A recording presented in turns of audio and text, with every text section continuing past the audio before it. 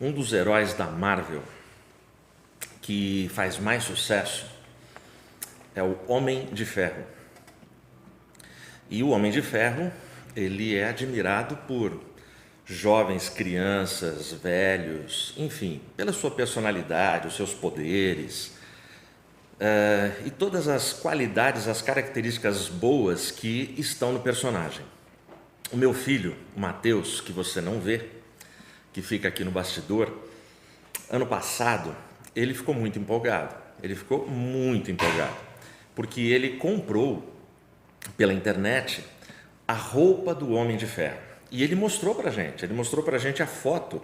Pô, era aquela roupa maravilhosa, cara, que você vê no filme. Sabe quando você assiste o filme, aquela roupa vermelha, aquele capacete que vai montando, aquela bota, e a armadura, né? A armadura. E ele mostrou, gente, olha só o que eu comprei, que ele achou num site uma mega promoção.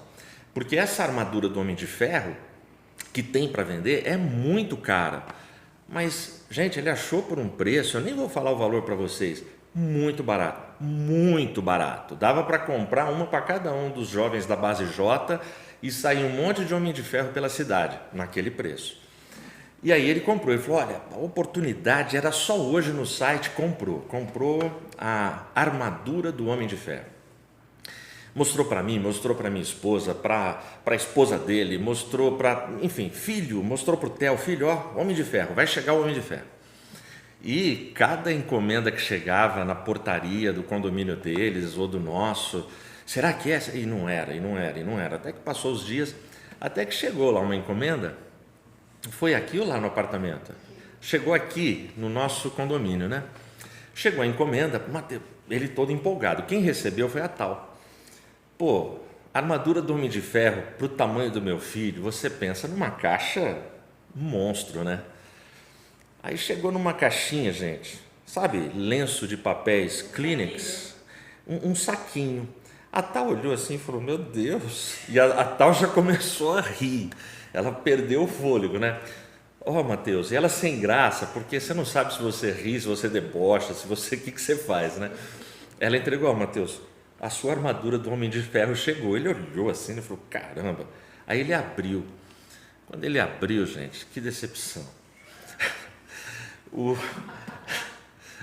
Elas estão perdendo o fôlego, pode não ter tanta graça para você, mas para a gente teve. Cara, era um colanzinho com uma malha de quinta categoria, sabe? Eu acho que nem na 25 de março, naquelas lojinhas mais assim, bregas e de produtos mais assim, de baixa qualidade, vende um negócio tão ruim. Mas era um colanzinho. Agora, as coisas podem ficar pior. Não era a fantasia do Homem de Ferro, mandaram para o Matheus a fantasia do Deadpool. Cara, eu não sei quantos assistiram a live que o canal Sedimentos, que a gente fez com o Carlinhos Félix. O Carlinhos Félix, o tempo todo ele faz questão de deixar claro que ele torce para o Flamengo. E aí ele usa a expressão que todo flamenguista dos últimos tempos gosta de usar, né? O tempo todo ele fala assim, ó, com a pandemia, o isolamento, todos nós ficamos no mesmo nível. Ricos, pobres, pretos, brancos.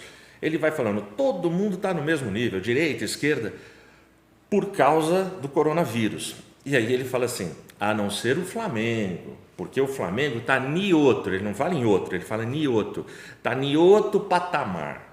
Gente, eu poderia dizer isso sobre esses heróis. O Homem de Ferro, vamos combinar? Ele está em outro patamar. O Deadpool. Aí o Matheus olhou e falou, tá louco, que bronca, que raiva. Eu nem sei se ele reclamou no site e tal, eu sei que ele reclamou, mas não resolveu, viu, gente? Bom, é da China, tá? Ele comprou da China, olha só, olha o made in China aí. Beleza. Isso virou uma grande piada na família e guardou esse colanzinho, nunca usou tal. Neste isolamento, quando nós ajeitamos toda a nossa casa, porque logo no início, como a tal, a minha nora, que você acabou de ouvir cantar, ela está grávida e eles moram no apartamento. Eu e a Regina convidamos eles para virem ficar aqui durante esse período, porque aqui tem quintal, mais espaço para o Theo correr e tal, e eles aceitaram, foi muito legal, e a gente está junto. O escritório, a gente trouxe tudo que podia trazer aqui para casa. E aí, nessa coisa de adaptar a casa, a gente mexendo em muitas coisas, no quarto da Mariana, não sei porquê, uma caixa a gente abriu e apareceu, nós falamos, foi no quarto do Matheus, né? Olha, o colanzinho do Deadpool. Aí estávamos no quarto, eu, Regina e Mariana. O Matheus estava na sala com o Theo. Aí eu falei, Mariana, coloca essa fantasia do Deadpool para o Theo ver. A Mariana colocou. Cara, é muito ridículo, é muito feio. Aí aquela coisa assim na cabeça tal, sumiu Mariana, né? Aí vem a Mariana, vermelha, andando tal. Aí eu cheguei, Regina, prepara o Theo. Eu falei, caramba, será que ele vai gostar? Aí eu falei, Theo, surpresa para você. Tcharam! A Mariana entrou. Quando ela entrou, o Theo, gente, ele deu um grito de pavor, de terror, de desespero. Ah! Aí eu falei, Mariana, volta, corre, vai embora com esse negócio daqui. Lógico, o Theo, ele não sabia quem estava por trás daquela fantasia. E eu confesso que eu, no lugar do Theo, se não tivesse sido avisado e aparecesse um negócio medonho daquele, eu ia dar um grito como o Theo deu. É assustador. Aquele colanzinho. Se alguém quiser, nós estamos rifando, tá? O preço de 10 centavos o número. Então tá barato. Brincadeira. Então olha só. Qual o seu valor? O grito do Theo, ele gritou por causa da aparência. E a gente vive numa sociedade que ela grita, ela protesta, ela questiona, ela julga basicamente por conta da aparência, daquilo que ela vê. E não dá para ser exatamente assim. Não dá para a gente viver exatamente assim. Nós não podemos quantificar, mensurar o valor do ser humano por causa das suas aparências, por causa do seu estilo, por causa das suas opções visuais. Não dá. Por trás de um rosto, por trás de uma aparência que a gente não goste ou goste, existe uma história. Existe uma história para ser vivida. Agora, como que a gente pode responder essa pergunta? Qual o seu valor? O que é que me dá valor? O que é que me atribui valor? Como que eu consigo, nessa massa, nesses mais de 8 bilhões de habitantes, ter algum valor? Como? Eu vou ler para você essa resposta. Paulo, ele dá para a gente, na sua segunda carta aos Coríntios, no capítulo 4, versículo 7. Temos, porém, este tesouro em vasos de barro, para que a excelência do poder seja de Deus e não de nós. Que tesouro é esse? Para você, de forma bem objetiva e de forma direta, saber que tesouro é esse, necessariamente você tem que fazer o exercício de ler os versículos de 1 a 6 do capítulo 4. Os versículos de 1 a 6, em essência, resumidamente, eles vão dizer para mim e para você que o tesouro que está contido neste vaso de barro é o Evangelho. O versículo 6 apenas, eu vou ler para você, ele diz assim, porque Deus, que ordenou que a luz brilhasse das trevas, brilhou em nossos corações, para dar a luz do conhecimento da glória de Deus na face de Jesus Cristo. Grava essa palavra, conhecimento, para dar a luz do conhecimento da glória de Deus. Conhecimento na Bíblia, basicamente, cada vez que a gente vê essa palavra de alguém que se dá a conhecer, Quando a Bíblia fala que Adão e Eva se conheceram, a palavra conhecimento, ela indica relacionamento entre humanos, entre marido e esposa, entre amigo e amigo, amigo e amiga, entre patrão e empregado. Conhecimento tem a ver com relacionamento. E aqui está falando desse relacionamento do homem, desse vaso de barro, com Deus. Eu preciso me relacionar com Ele. Bom, então eu já sei qual é o tesouro que está contido neste vaso. Temos, porém, este tesouro em vaso de barro. Essa história do vaso de barro, ela já começa na criação, em Gênesis. Deus, ele pega o barro para formar o homem. Deus, ele não forma o homem da pedra, porque seria extremamente duro, não para Deus, mas a ideia seria extremamente complexa. Também não é da lama, porque a lama ela seria facilmente destruída. Agora, o barro, a argila, existe a flexibilidade para ser moldada. O barro, ele pode ser moldado, ele pode ser artesanalmente construído e feito com beleza, com exclusividade. Cada vaso é um vaso. Então, esta ideia, ela está contida aqui. Porque Deus, que ordenou que a luz brilhasse das trevas, brilhou em nossos corações. Nós temos, porém, esse tesouro em vasos de barro, para que a excelência do poder seja de Deus e não de nós. Percebe? Veja, não tem motivo para a gente reclamar. Não tem motivo nenhum para a gente falar assim, poxa, eu sou barro. Não. Na verdade, a nossa desvantagem é a nossa vantagem. A desvantagem de sermos barro é a vantagem que temos. Parece uma contradição, mas essa é a mais pura verdade. É justamente porque Deus nos fez deste material e porque Ele nos qualifica dessa forma, é como Paulo atribui nome para a gente, símbolo para a gente, que a excelência do poder dele se manifesta e pode ser guardada em vasos de barro. Porque a glória sempre será 100% dele, nunca nossa. Eu sou um recipiente frágil, fraco, baratíssimo, um vaso de barro. Milionários, jamais um milionário guardaria o seu tesouro num lugar tão inseguro. Milionários jamais guardaria os seus bens, o seu ouro, em vasos de barro.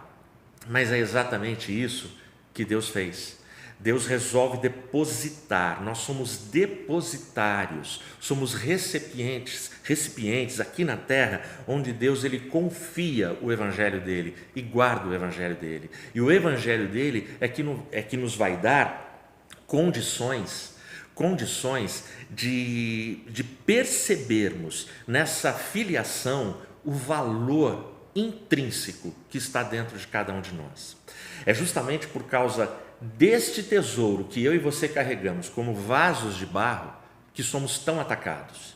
E isso Paulo deixa claro do versículo 8 até o 10 que eu vou ler para você. Nós somos atribulados por todo lado, contudo não angustiados. Nós ficamos perplexos, mas não em desespero, perseguidos, mas não abandonados, abatidos, mas não destruídos, sempre carregando no corpo a morte do Senhor Jesus, para que a vida também de Jesus possa ser manifesta em nossos corpos. Um homem só vai ter um outro homem andando nas suas costas se ele dobrar as suas costas. Se você não permitir, ninguém vai montar nas suas costas. As pessoas só montam nas suas costas se você curvar as suas costas. Essa frase não é minha.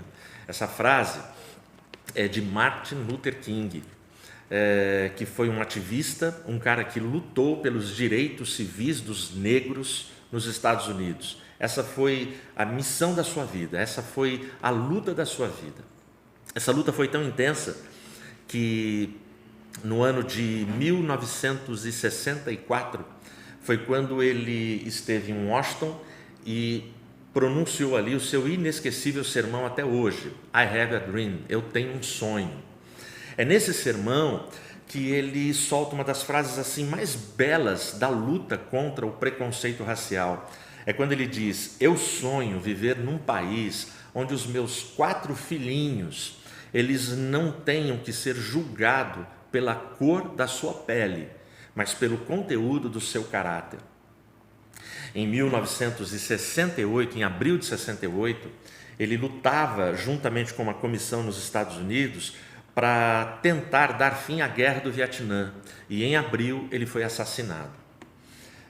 Martin Luther King é um cara que a gente poderia colocar essas 4 situações dos versículos 8 a 10. É um cara que ele foi atribulado, ele é um cara que ficou perplexo, ele foi perseguido e ele foi abatido. Ele passou por tudo isso na vida dele. Esse cara, ele era um vaso de barro. E a gente costuma dizer que quando um homem de Deus morre, nada de Deus morre com ele. As coisas de Deus continuam. Martin Luther King, por fim, ele acaba sendo assassinado. Mas até hoje, toda terceira segunda-feira do mês de janeiro nos Estados Unidos é o feriado nacional, é o feriado Martin Luther King. É o único feriado americano em honra a uma pessoa. E esta honra é prestada por conta de toda a sua luta, pelo legado que ele deixou, lutando contra a segregação racial. Esse cara enfrentou tudo isso. E aí, quando a gente pega esses 4 pares de opostos, esses 4 pares aqui, eu vou passar por cada um deles com você. Nós somos atribulados por todo lado. O que é ser atribulado? Como anda a sua pressão arterial?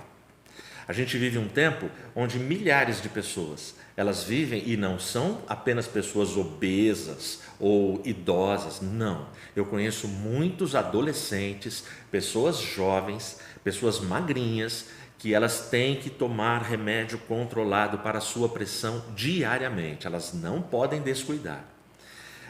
Mas infelizmente muita gente se omite, não se cuida, as pressões da vida, as pressões emocionais e essa pressão arterial perde o controle. Muita gente tem ido a óbito e não tem nada a ver com o Covid. Muita gente tem ido a óbito por não tomar um comprimidinho, por não tomar um remedinho que poderia controlar a sua vida e lhe dar saúde, lhe dar mais anos à sua vida. A palavra atribulado, todos somos atribulados, aqui no original ela significa exatamente isso, somos pressionados, significa pressão. Nós somos atribulados por todo lado, contudo não angustiados. O legal de cada uma das 4 palavras é que tem um porém. Então ele diz, nós somos atribulados, mas não angustiados. Angustiado significa aqui nesse texto confinado. E como a gente está em isolamento, dá para você entender já há 50, 60 dias o que é ficar confinado e isolado. Mas tem mais um significado aqui no texto que é ainda pior. No grego isso aqui significa esmagado. Então olha o que Paulo está falando.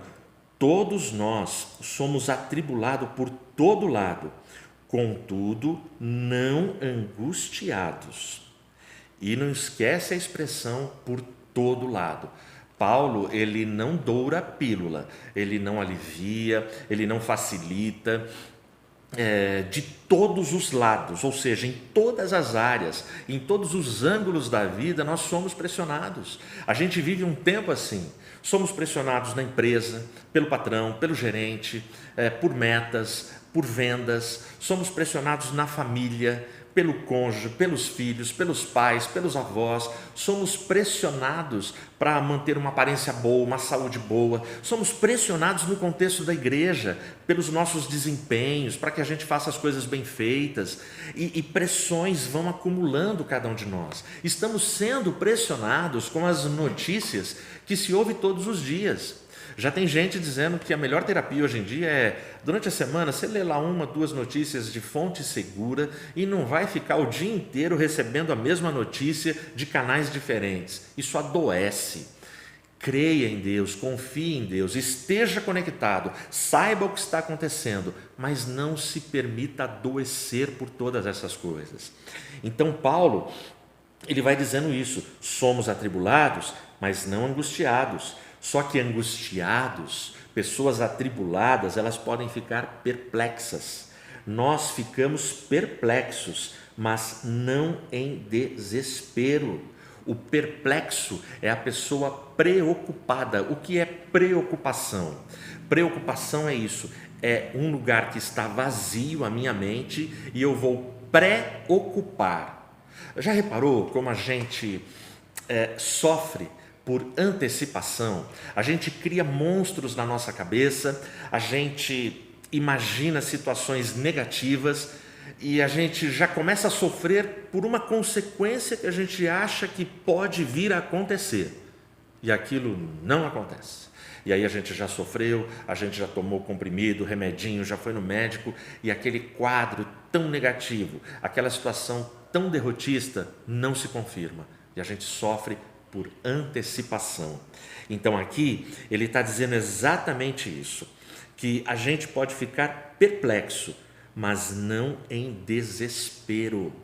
Ou seja, você pode ter preocupações? Pode, mas ele está dizendo que vasos de barro que contêm o Evangelho, que têm o valor do Evangelho, não entram em pânico, em desespero. Aí ele vai dizer que perplexos também podem ser perseguidos, mas não abandonados. O que é o perseguido aqui? O perseguido é o excluído. Rejeição, sabe o que é isso?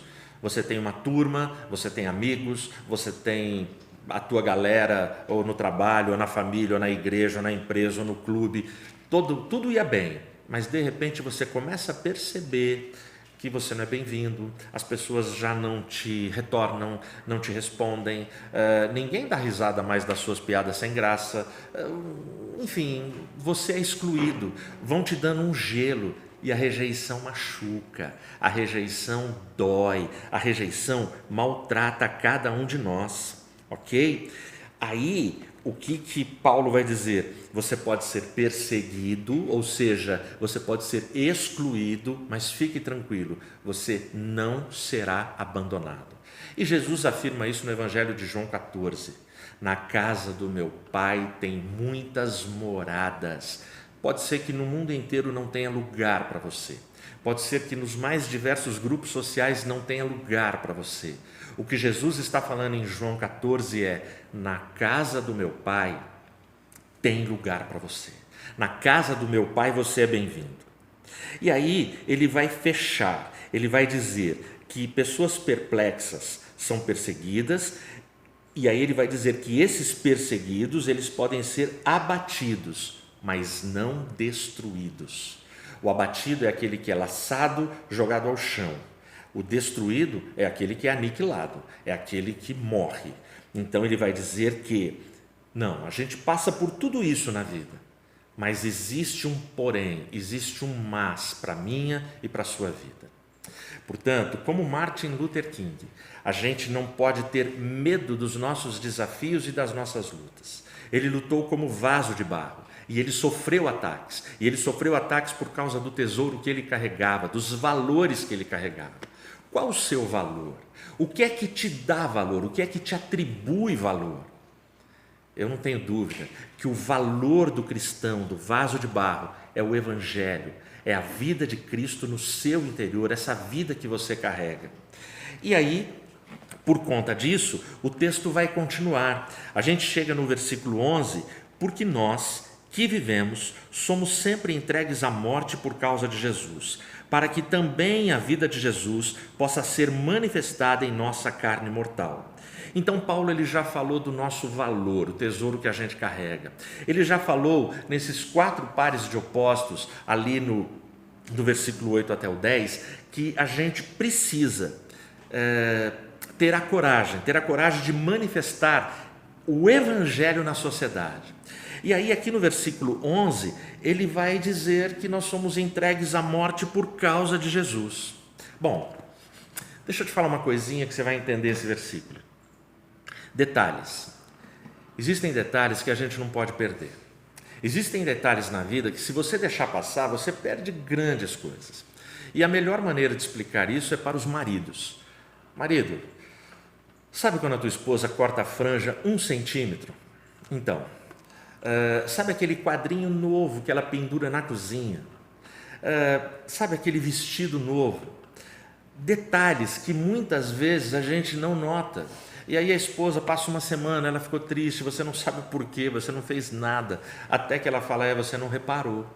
Aí você fala, o que, meu Deus do céu? Eu cortei meu cabelo. Pô, cortar cabelo para mim é quando o cara corta o cabelo.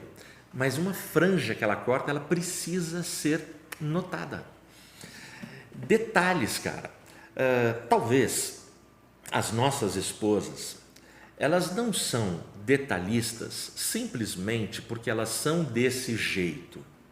Talvez Deus use as nossas esposas para afinar, para afiar as nossas percepções e as nossas sensibilidades para fazer uma leitura da vida. Existe um detalhe neste versículo 11 que você não deveria deixar passar. E eu vou ler ele para você agora. Esse detalhe aparece aqui, ó.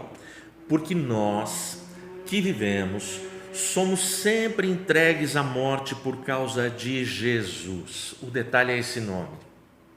Em toda a narrativa aqui, você vai ver Senhor Jesus, você vai ver Cristo, mas é só nesse versículo que aparece o nome Jesus sozinho.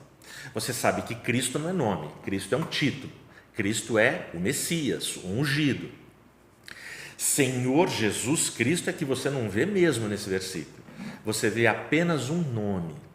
O que é que essa construção gramatical, o que o Espírito Santo quer comunicar para mim e para você? Aqui ele destaca não o Deus, mas o homem. Ele está dizendo que Jesus, como homem, ele vai sofrer sozinho as angústias da cruz. Ele vai sofrer sozinho no nosso lugar, para que a vida de Jesus possa ser manifestada em nossa carne mortal.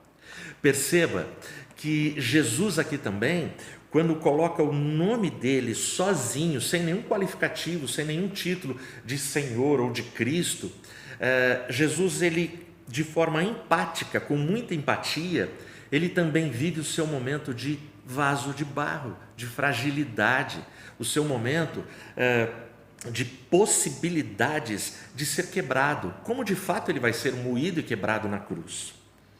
Aí a gente caminha para o versículo 12, de modo que a morte trabalha em nós, mas a vida trabalha em vós. Olha que legal que Paulo está falando aqui. Salmo 127, versículo 3. Os filhos são herança do Senhor. Para você entender esse versículo, você tem que entrar no contexto de família.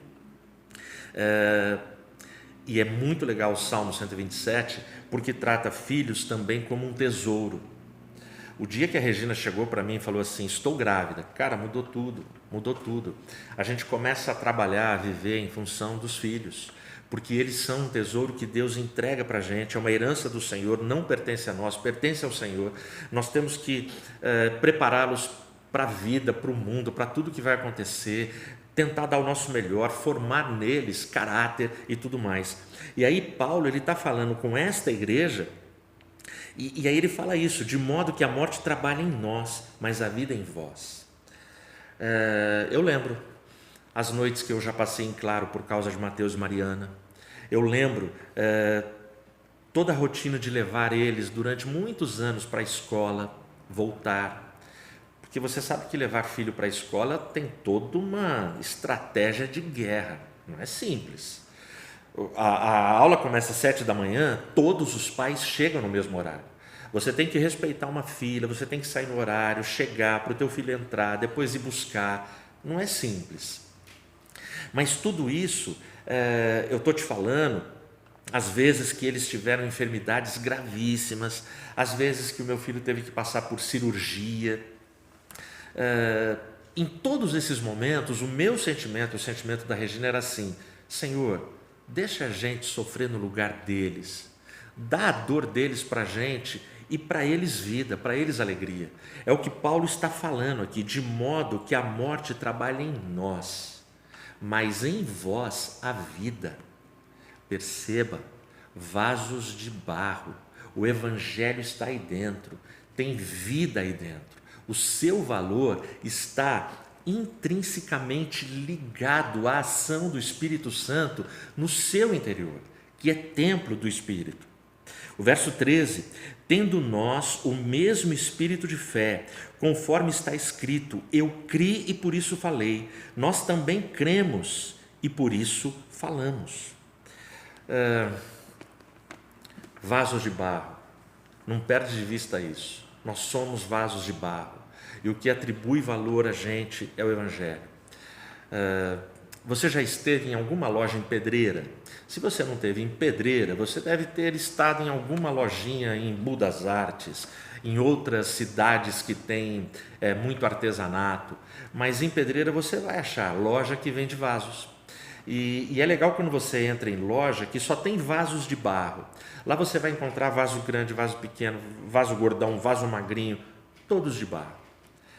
Eles são de barro, mas eles têm belezas diferentes, formatos diferentes, textura, tonalidade do marrom do barro diferente. Nós somos pessoas diferentes, mas o que nos une é o tesouro dentro de nós.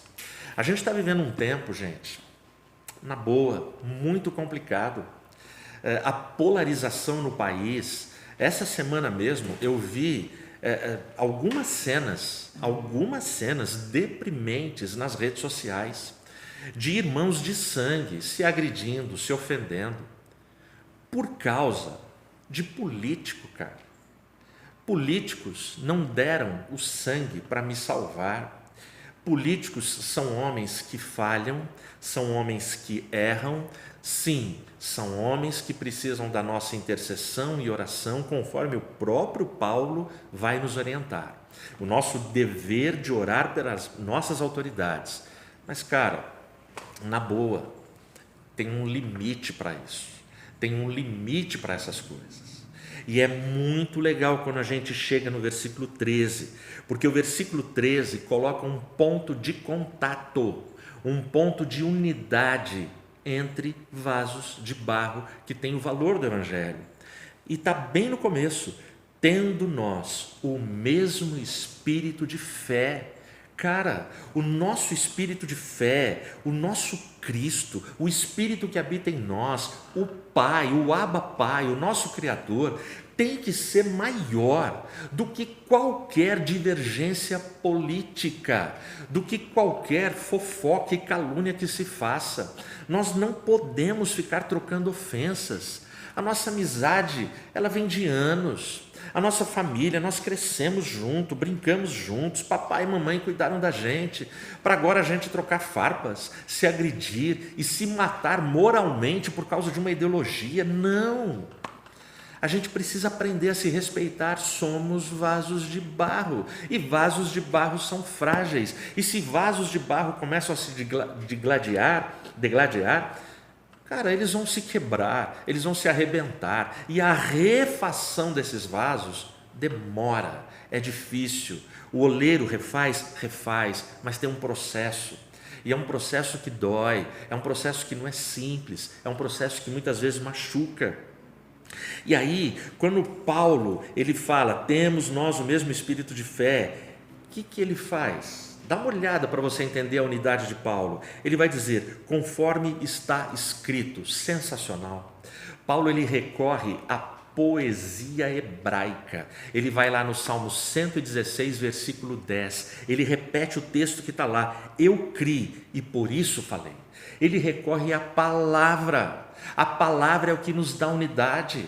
A palavra tem que ser maior do que qualquer ideologia. A palavra de Deus é a nossa herança. Ele recorre à palavra porque é o Evangelho que, como vasos de barro, nos atribui valor, nos dá valor para vivermos. E é isso que ele vai dizer. Nós também cremos e por isso falamos. Cara, se para Paulo, no primeiro século, o texto de Salmos, de séculos antes dele, teve valor, Esta herança bíblica tem valor para mim e para você hoje. É aqui que eu vou encontrar Jesus, por exemplo, se curvando para lavar os pés de homens que não mereciam, de homens miseráveis e pecadores. Portanto, Jesus me dá a lição da humildade, e humildade é o que deve compor vasos de barro. Humildade vem exatamente da palavra humus do latim, e humus no latim significa barro. É o que nós somos, cara. Então a humildade precisa estar entre nós e em nós, para a gente conseguir levar a nossa vida. Bom, aí a gente vai para o 14, sabendo que o que ressuscitou o Senhor Jesus também nos ressuscitará por Jesus e nos apresentará convosco. Eu estava pesquisando ontem à noite, Jeff Bezos, não sei se é essa a pronúncia, o dono da Amazon, ele é o cara hoje mais rico do mundo. A fortuna dele está avaliada em mais de 140 bilhões de dólares. Cara, esse cara tem mais dinheiro que muitos países no seu PIB, tá? Sozinho. Ele é maior que muitas nações do planeta. Mas pega o Jeff Bezos com 140 bilhões de dólares de fortuna e pega o irmãozinho mais pobre e que não tem nada da IAP do Parque.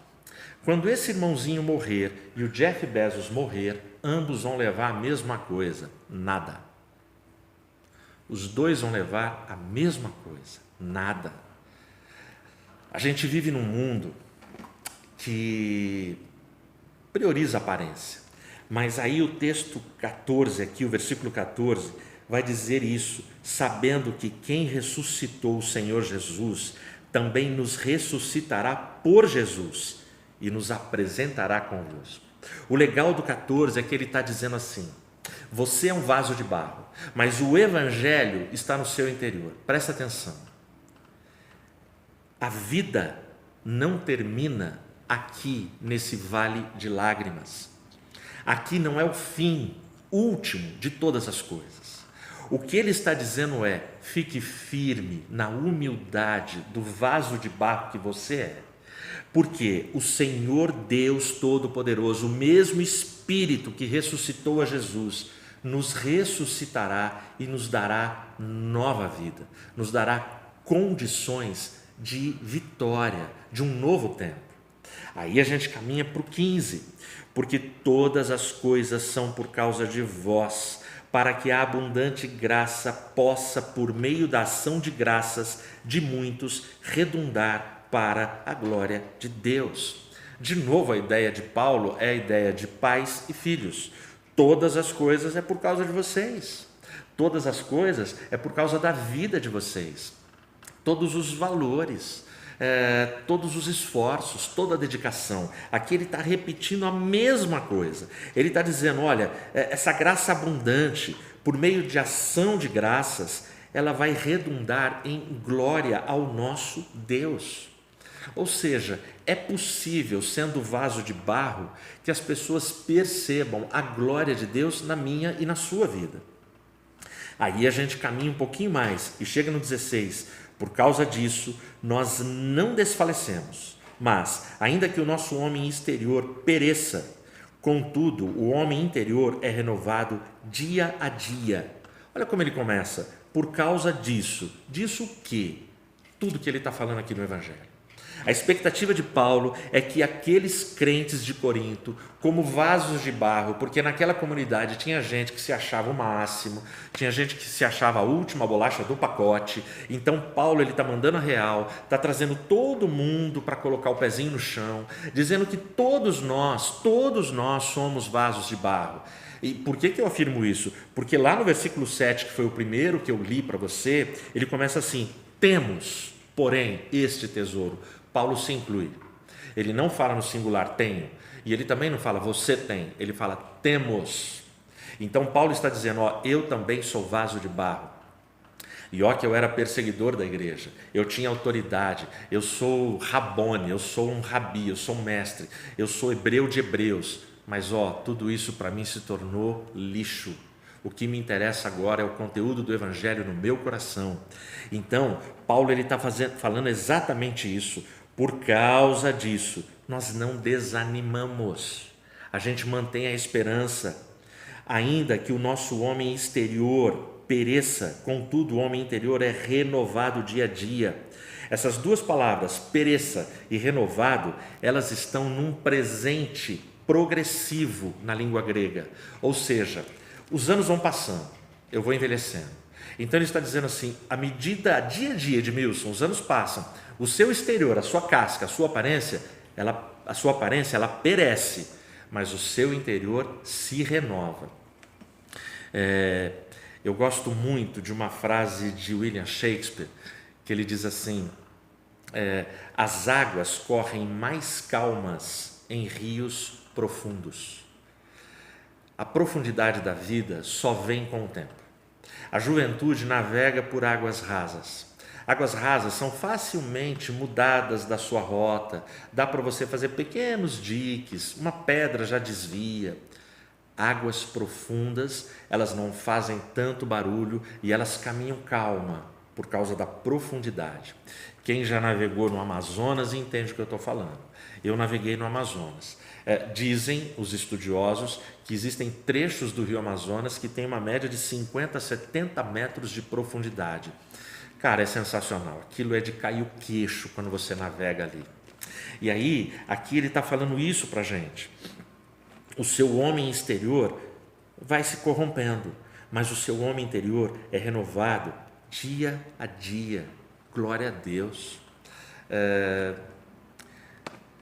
Se eu pudesse, cara, se tivesse um efeito especial ali na mesa com Mateus, se eu pudesse dar um grito agora, se eu pudesse chamar a Tawane mais 150 músicos aqui, não ia caber, né? Sabe, cada um com um instrumento, eu com o meu triângulo, sabe? É que eu toco triângulo, gente. Então, olha só, se desse para a gente começar a gritar aqui uma frase para a moçada que está me ouvindo, para você que é adolescente, para você que é novo, deixa eu te dizer uma coisa, a vida passa muito rápido. Jovens acham que eles podem abusar das suas vidas porque eles acham que eles têm muito tempo na conta de crédito e não tem, não tem. Eu tenho visto adolescentes morrerem de overdose, morrerem em acidentes de trânsito, morrerem de suicídio, adolescentes que estão desanimados com a vida, estão se matando, estão se violentando, estão se acabando nessa geração. Nós não temos esse tempo. Coloca no teu coração, por mais que você tenha diplomas, títulos, conceitos, eu e você somos vasos de barro, vasos frágeis, vasos que podem se quebrar, mas a gente precisa confiar no oleiro, entregar as nossas vidas nas mãos do oleiro. E aí a gente vai para o 17, porque a nossa leve e momentânea tribulação, a qual é passageira, ela opera por nós um extraordinário peso eterno de glória. Eu gosto dessa expressão de Paulo, leve e momentânea. Esse livro aqui, ó, Tesouro, é um livro que eu escrevi. E essa reflexão, a fonte é esse livro. Como o livro é meu, eu estou tranquilo para pregar. Eu não estou expondo para você o livro, mas eu tirei muitas coisas dali. E nesse livro eu escrevo uma metáfora que eu vou compartilhar com você, para a gente poder refletir nessa expressão de Paulo, porque é a nossa leve e momentânea tribulação. Imagina que você está numa caravana indo para determinada cidade, você tem um baú, e é um baú de tesouro. Esse baú está repleto de joias, de pedras preciosas, de muito ouro, de grana, é o seu tesouro. Mas precisa levar para aquela cidade onde você vai remédio, porque tem uma epidemia lá naquela cidade e esse remédio cura.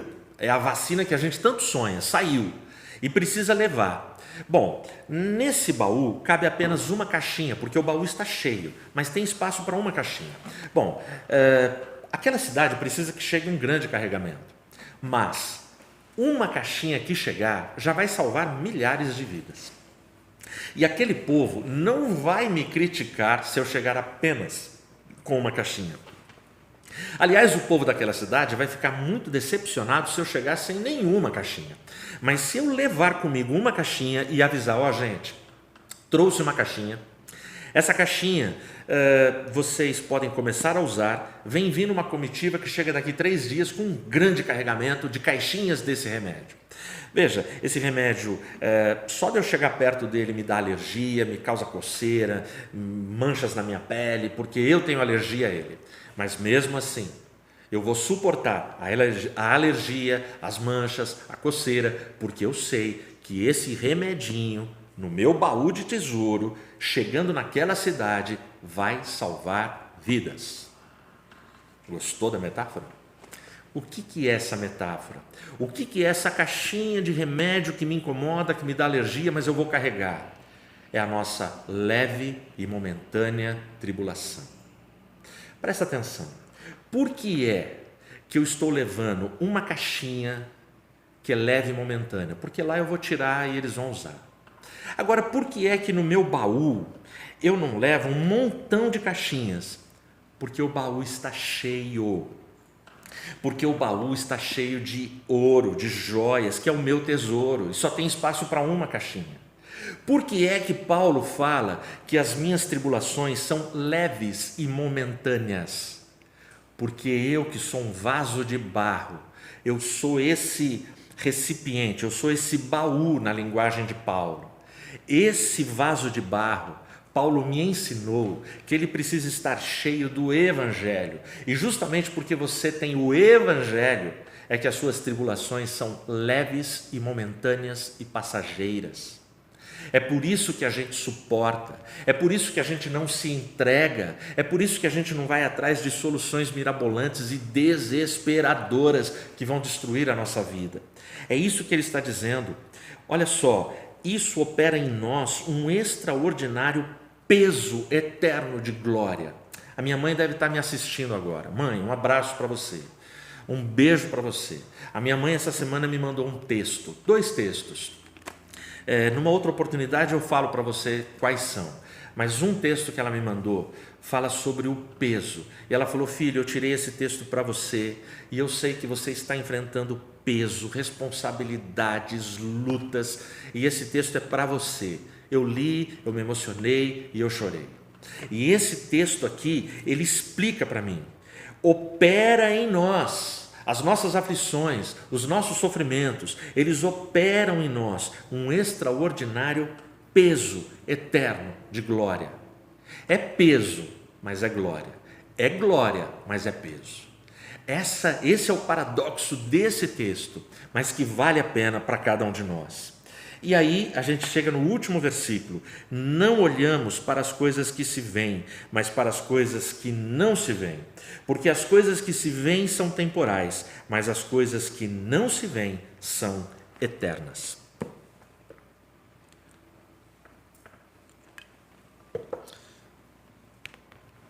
O vaso é frágil? É. O vaso pode ter rachaduras? Pode. O vaso pode ser torto? Pode. O vaso é feio ou é bonito? Depende do seu gosto. O vaso é de barro? É. Você reparou as perguntas que eu fiz? Isso é o máximo que a nossa sociedade, que o ser humano consegue analisar. Porque até aqui eu estou fazendo perguntas que se referem à aparência. A aparência é quantificável. A gente consegue calcular, medir, julgar, analisar, ver se é mais bonito, mais feio, mais estético. Só que Paulo termina esse trecho falando que o que tem valor não é a aparência, é a essência. Paulo ele vai fechar insistindo na ideia de que eu sou vaso de barro e o que me atribui valor é o Evangelho cravado dentro do meu coração. Porque o Evangelho no meu coração, ele vai produzir benefícios para a minha vida, mas vai produzir benefícios para quem está ao meu lado, para as pessoas que eu me relaciono, vai produzir bênção na minha vida. Eu e você somos pessoas únicas, nós somos pessoas diferentes, nós somos pessoas que foram criadas à imagem e semelhança de Deus, e Deus nos atribuiu características, qualidades, temperamentos que são diferentes uns dos outros. Nós somos, não tem um ser humano igual ao outro, não tem. Mas em Cristo e no Evangelho, nós temos o nosso valor e temos a nossa comunhão e podemos ter a nossa igualdade somente nele. Não existe sistema político, programa político, ideologia nesta terra, não existe nada que vai nos tornar pessoas iguais e amparadas por uma justiça plena. Não tem essa justiça plena nesta terra. Mas esse texto diz para mim que apesar de eu suportar, perseguição, perplexidade, de eu ser atribulado, de eu ser perseguido, apesar destas coisas, eu posso me relacionar bem com as pessoas que eu amo, com os meus próximos, com a minha família, com os meus irmãos e também com o meu Deus. Eu termino com um vídeo que eu recebi essa semana do meu cunhado, o Edson, que se estiver me assistindo, um abração. E me emocionou muito o vídeo, é muito simples. E eu falei, não, esse vídeo eu tenho que compartilhar com os meus irmãos e com quem estiver assistindo. Na Itália, um velhinho de 93 anos, ele foi curado da Covid-19. Festa no hospital. E aí ele está saindo, você já deve ter assistido alguns vídeos de pessoas curadas aqui no Brasil, quando elas saem da UTI, saem do seu quarto, enfermeiros aplaudindo, médicos, a pessoa fica toda feliz, porque é para celebrar mesmo, a gente tem que celebrar a vida, a gente tem que comemorar as boas notícias. E aí aquela festa toda, no meio da festa, alguém do hospital deu um boleto, deu uma conta para o velhinho de 93 anos. E a conta dele, que ele devia para o hospital, 500 euros. Ele ficou um dia na UTI, ele usou durante um dia um respirador mecânico. E aquela diária custou para ele 500 euros. Ele ficou um dia, foi curado, já teve alta. E aí quando ele pegou aquele boleto de 500 euros, ele começou a chorar muito. Aí o médico chegou para ele, abraçou ele, tentou consolar ele. Falou, senhor, não precisa chorar. O senhor está vivo, o milagre aconteceu. Fica tranquilo, a gente vai dar um jeito, a gente pode ajudar, a sua família, a gente parcela. Aí o médico, o velhinho, passou o momento dele, o impacto de choro, e o velhinho disse assim, eu não estou chorando por causa do boleto e por causa dos 500 euros. Eu tenho dinheiro e eu vou pagar. Eu estou chorando porque há 93 anos eu respiro todo dia de graça. Quanto será que eu estou devendo para Deus? E um dia aqui eu estou pagando 500 euros. E o pior de tudo, e o velhinho continuava chorando, é que nesses 93 anos eu nunca agradeci a Deus o ar que eu respirei de graça. Você que está aí na sua casa me ouvindo, você pode estar reclamando muito de tudo que está acontecendo, mas você está me ouvindo.